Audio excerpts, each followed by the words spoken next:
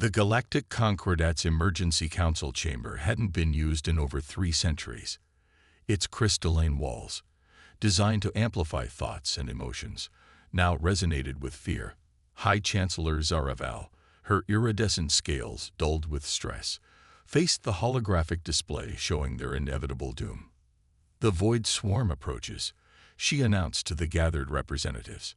"Our latest calculations give us 2 standard months before they reach our core worlds." The assembled aliens, each evolved for peace and cooperation, trembled at the news. The Void Swarm was unlike anything the Concordat had faced in its 1,000 years of peaceful existence. Massive organic ships that consumed everything in their path, leaving only cosmic dust in their wake. The Concordat's meditation chambers and harmony generators would be useless against such primal hunger. "We've exhausted all diplomatic options," Council member Ithnar added, his tentacles writhing in distress.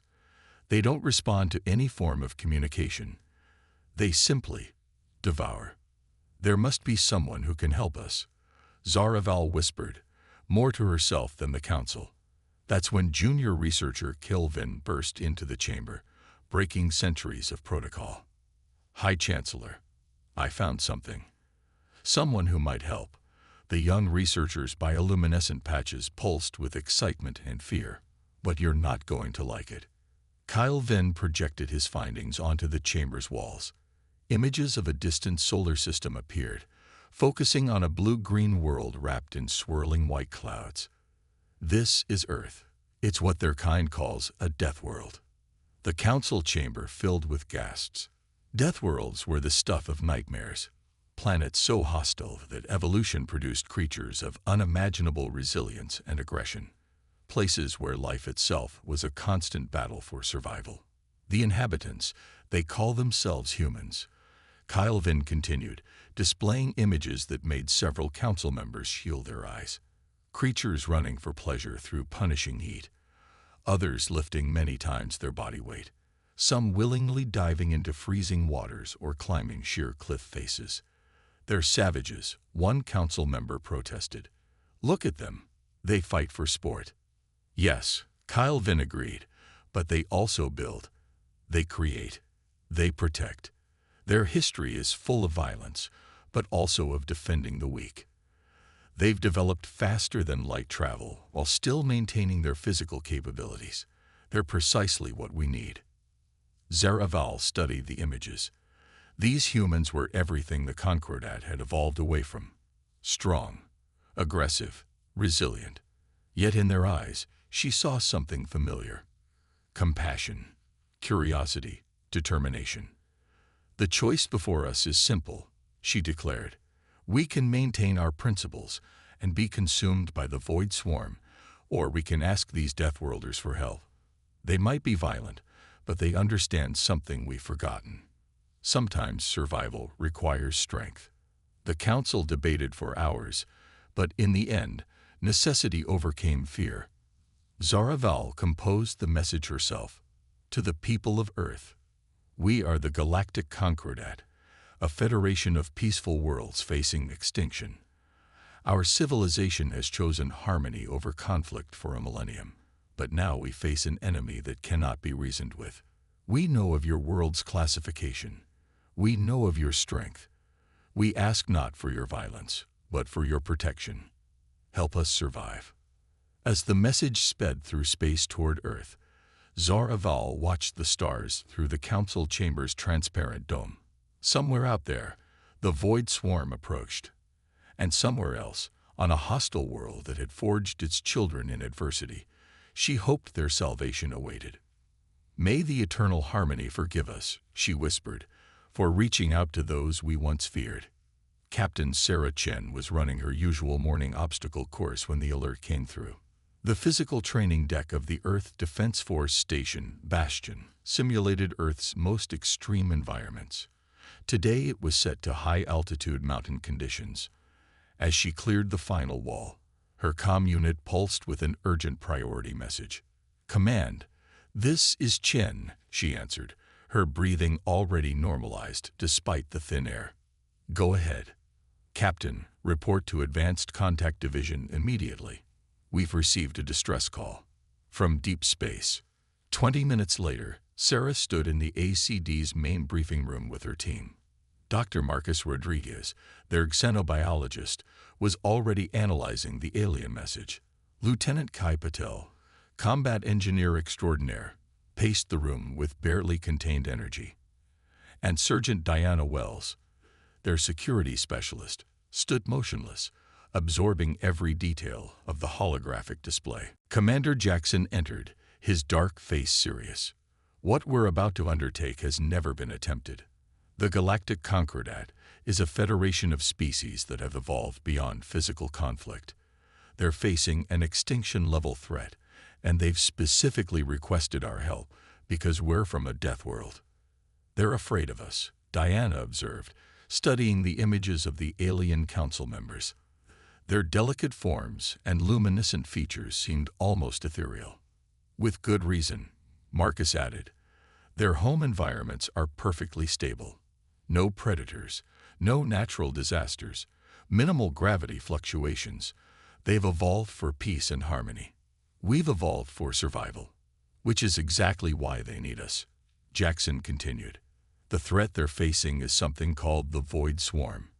Massive organic ships that consume everything in their path. The Concordat has no defense capabilities, no weapons, no tactical experience. Kai finally stopped pacing. So they're calling the scary humans to fight their battles. Bit ironic, isn't it? They're calling us because we understand something they don't. Sarah spoke up. Sometimes strength isn't about destruction. It's about protection. The briefing continued as they studied their mission parameters. The Concordat's technology was incredibly advanced, but focused entirely on art, communication, and peaceful pursuits. Their cities were works of art floating in the sky. Their ships were designed for beauty rather than practicality. We're taking the Hyperion, Jackson announced. It's our newest ship designed for first contact scenarios.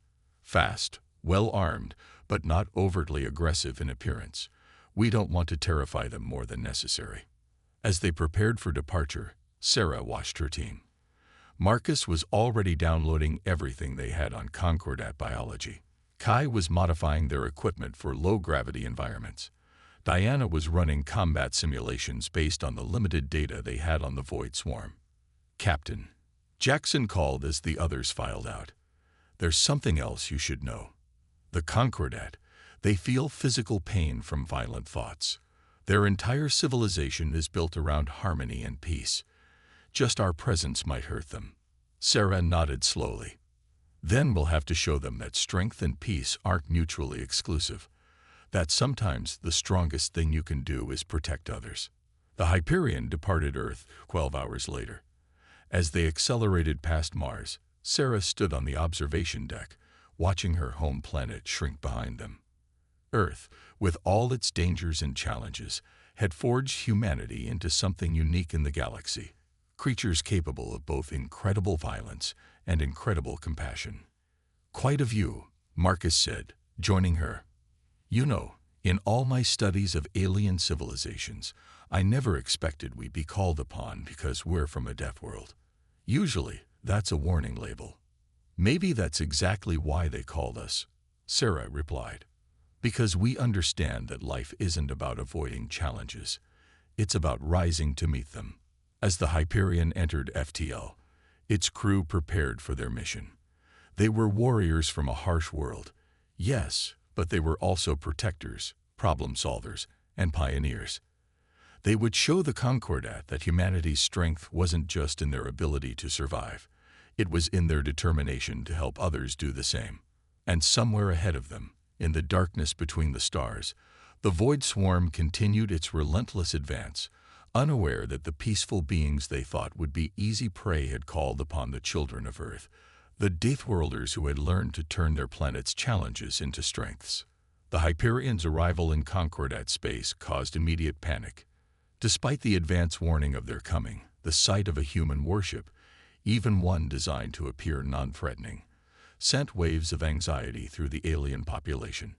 The ship's sensors detected thousands of Concordat citizens fleeing the arrival zone. their crystalline ships sparkling as they scattered like startled fish.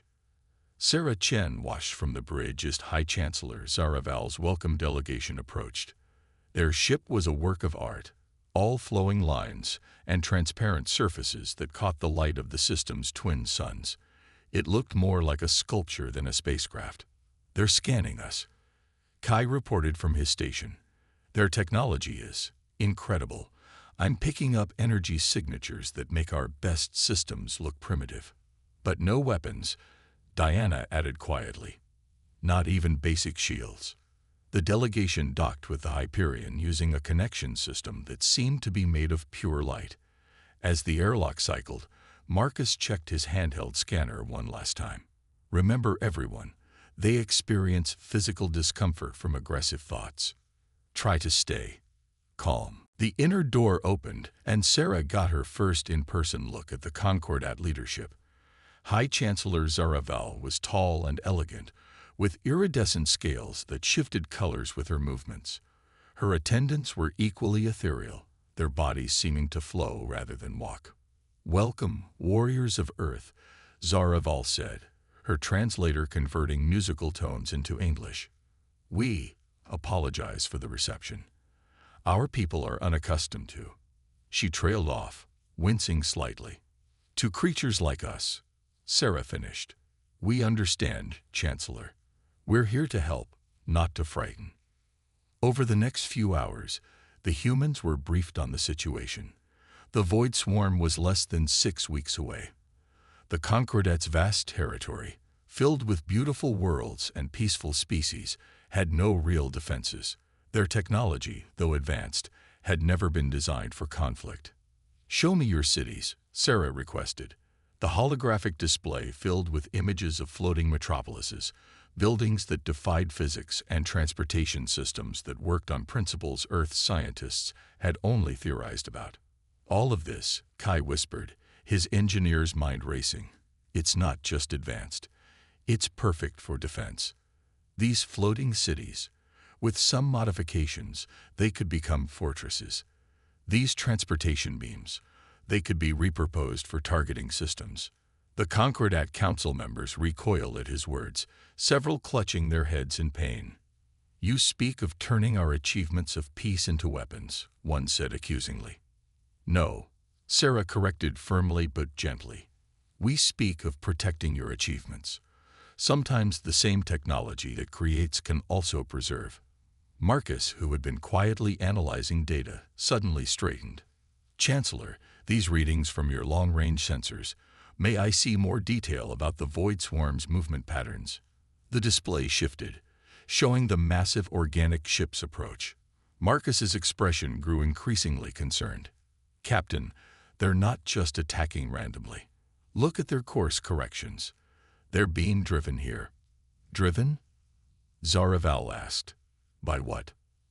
"Something bigger," Marcus explained. "These aren't predators. They're prey. They're running from something, and the Concordat's territory looks like the perfect hiding place." The revelation changed everything. The humans huddled with the Concordat Scientific Council, poring over data that the peaceful aliens had collected but never interpreted through the lens of survival instinct. Patterns emerged. The Void Swarm was indeed fleeing, and their desperation made them more dangerous. "We need to move faster," Sarah announced. "Lieutenant Patel, start working with their engineers. Show them how to adapt their systems for defense. Dr. Rodriguez, dig deeper into the Void Swarm's behavior patterns. Sergeant Wells, begin training any volunteers willing to learn basic defense protocols." "Volunteers?" Zaraval seemed shocked. "My people cannot fight." "Then we'll teach them to protect," Sarah replied. "There's a difference. Fighting is about destruction. Protection is about preservation. Your people may fear violence, but I don't think they fear saving lives." Over the next few days, an unprecedented collaboration began. Human ingenuity met Concordat technology, creating solutions neither species could have devised alone. Kai worked with alien engineers who could barely look at him without trembling, showing them how their beautiful energy matrices could become shields. Diana found that while the Concordat citizens couldn't bear to cause harm, they could be taught to redirect and deflect threats. Marcus made another discovery while working with the alien scientists. The Void Swarm's biology, he reported during an evening briefing. They're not just organic ships. They're a collective consciousness. They feel each other's fear, if we can turn back enough of them. The rest might retreat, Sarah finished. We don't have to destroy them all. We just have to convince them this isn't a safe haven. But time was running out. The Void Swarm drew closer, and despite their progress, many of the Concordat citizens remained paralyzed by fear, not just of the approaching threat, but of the very beings trying to save them. The human strength, their quick movements, their capacity for decisive action, all caused physical distress in the peaceful aliens. Yet slowly, something else began to emerge. The Concordat started to see that these Deathworlders, these creatures they had feared, used their strength not for dominance but for defense. They watched as Sarah's team worked tirelessly to protect people they had just met. They saw humans risk their own safety to test defensive systems, their bodies able to withstand forces that would kill a Concordat citizen. Perhaps, Zaraval said to Sarah one evening, watching Kai teach young engineers how to fortify their floating cities, we were wrong to fear your kind. Strength without compassion is terrible, yes, but strength in service of peace, that is something we never considered possible. The first wave of the Void Swarm arrived during the third sunset of Concordat Prime's twin suns. Their organic ships darkened the sky, massive shapes that seemed to absorb both light and hope. From the converted command center of the floating capital city, Sarah Chen watched the tactical display with steady eyes. All defense zones report ready. Diana's voice came through the comm. She had spent weeks training Concordat volunteers who, while unable to fight, had learned to operate the modified defensive systems with remarkable precision. Shield matrix is at full power, Kai reported from his station, where he worked alongside alien engineers who had overcome their fear enough to stand near him. Their beautiful light shows make surprisingly good particle barriers. The Void Swarm approached with singular purpose, their biological ships moving with the coordinated grace of a hunting pack. As they entered the outer defense perimeter, Sarah noticed something odd about their formation. Dr. Rodriguez, she called to Marcus, who was monitoring biological readings, look at their pattern. They're protecting something in their center. Marcus adjusted his sensors, his eyes widening. Captain, there's a different signature in their core formation. Larger, more complex. I think we're seeing their control node, the heart of their collective consciousness. Sarah muttered. Chancellor, are you seeing this? Zaraval stood nearby, her scales shifting through colors of anxiety and determination. Yes, our sensors confirm your analysis. But what does it mean for us? It means they're not just running blind. They're organized, strategic. Sarah turned to her team. Change of plans. We're not just defending. We're going to show them why Earth is called a death world. The battle began with the Void Swarm's first attack run. They expected to find helpless prey, easy targets for their consumptive hunger. Instead, their initial wave struck shields made of crystalline light, their energy weapons absorbed and redirected by systems that had once been used for artistic displays. Defensive Pattern Alpha, Sarah commanded. Across the floating city, Concordat volunteers activated the systems Diana had taught them to use. Beautiful towers that had once been purely decorative now projected fields of repulsive force, driving back the organic ships that came too close. But the Void Swarm was adaptive. Their second wave came in a different formation, testing for weaknesses. They found Kai's upgrades waiting for them. Transportation beams repurposed into precise cutting tools that severed critical parts of their biological ships.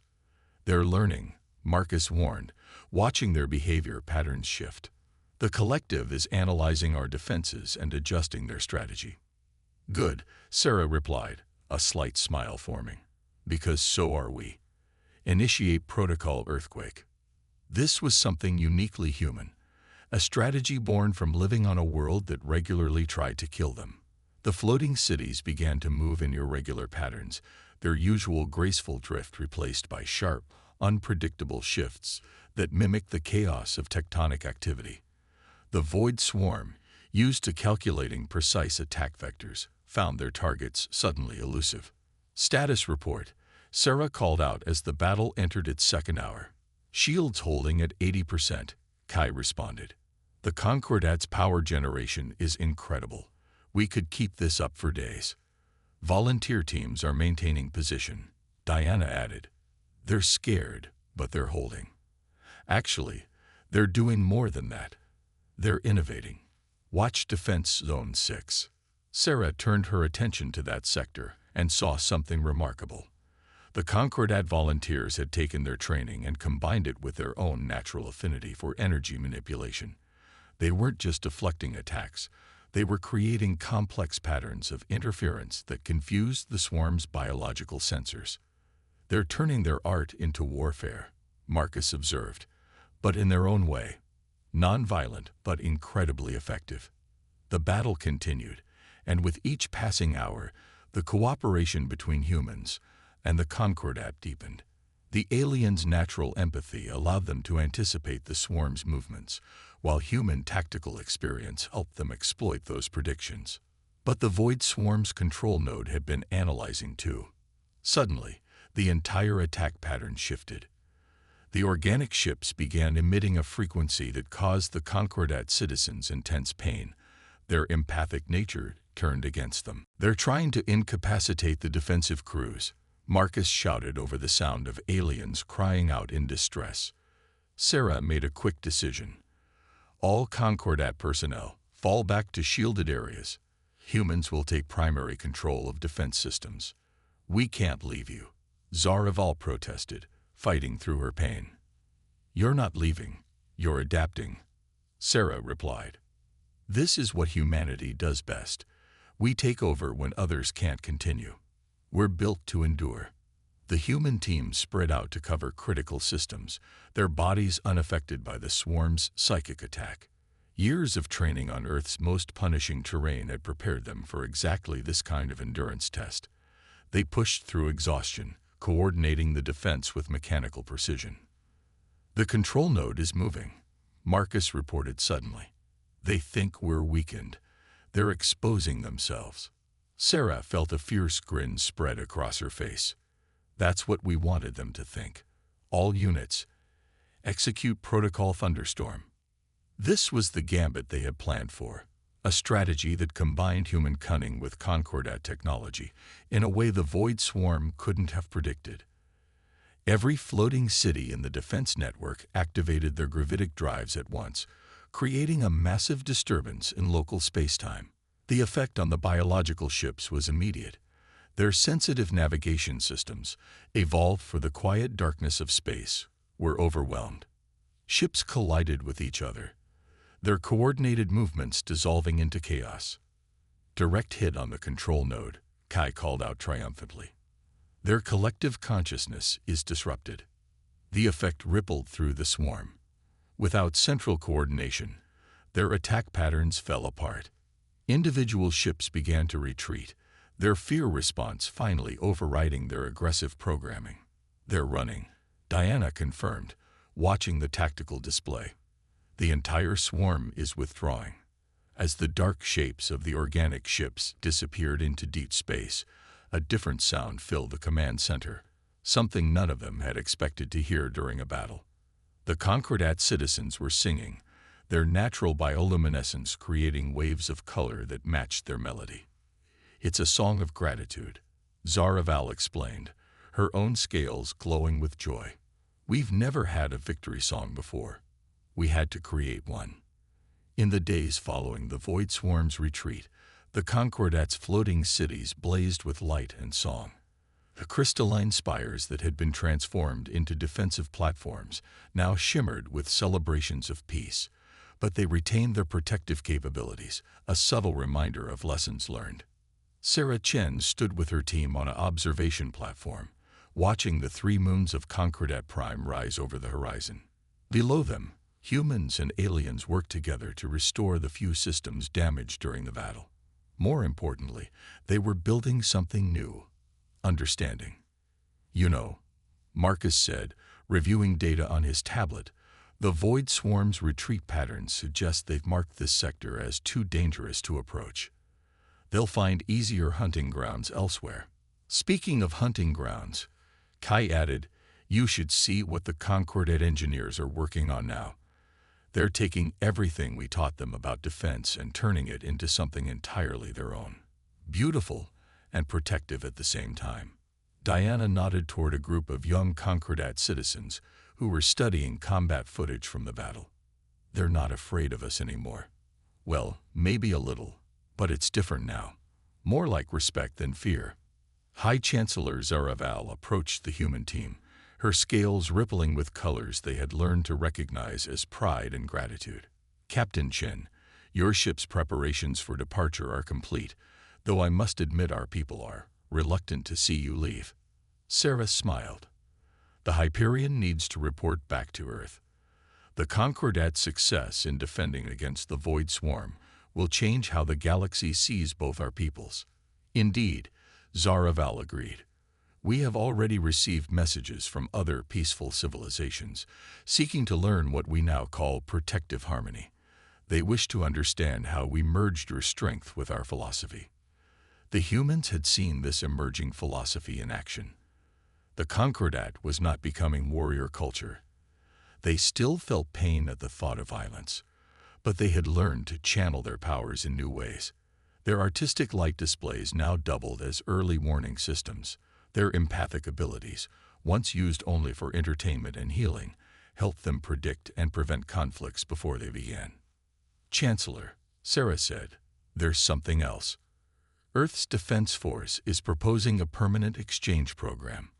Volunteers from both our worlds, working together to protect peaceful species while learning from each other. Ah yes, Zaraval's scales shifted to a color they hadn't seen before, something between anticipation and amusement.